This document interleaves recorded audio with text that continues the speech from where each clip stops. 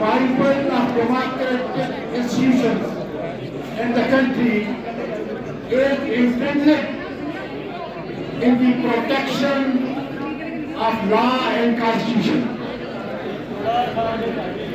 and the custodian of those institutions are the courts. اس کے analysis کے اندر دیکھ لیں کہ ملک کا سب سے بڑا ادارہ سپریم کورٹ آف پاکستان، اس کا سب سے بڑا جج جس کے سر کے اوپر لکھا ہے فاحکموا بین الناس بالحق،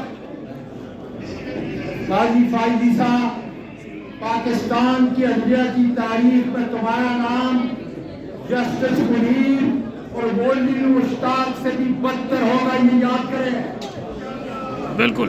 اور انشاءاللہ تعالی وکلاء کا ILF کا یہ قافلہ اپنے عمران خان کے لیے، پاکستان کے اسیروں کے لیے خون کا آخری قطرہ تک بہا دے گا.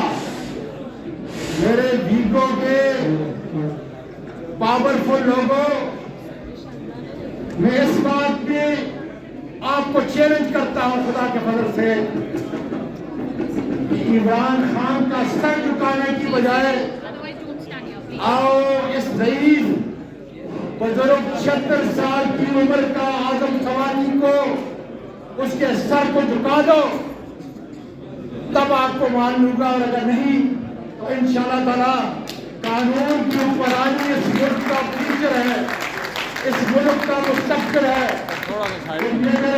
آپ کی وجہ سے سارا میڈیا ڈسٹرب ہے.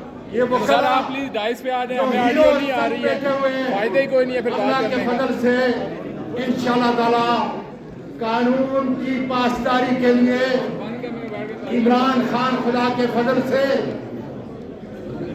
آزاد ہو کر، باعزت آزاد ہو کر، اس کے سارے ساتھی باعزت آزاد ہو کر آئیں گے، اور اس کا سارا سہرا ILF کی قیادت اور ان ججز پہ ہوگی کہ جو آج قانون اور آئین کی حکمرانی کے لیے کھڑے ہیں. میں ان کو عقیدت کا سلام پیش کرتا ہوں اپنے سارے وکلاء کے ساتھ. پاکستان زندہ باد.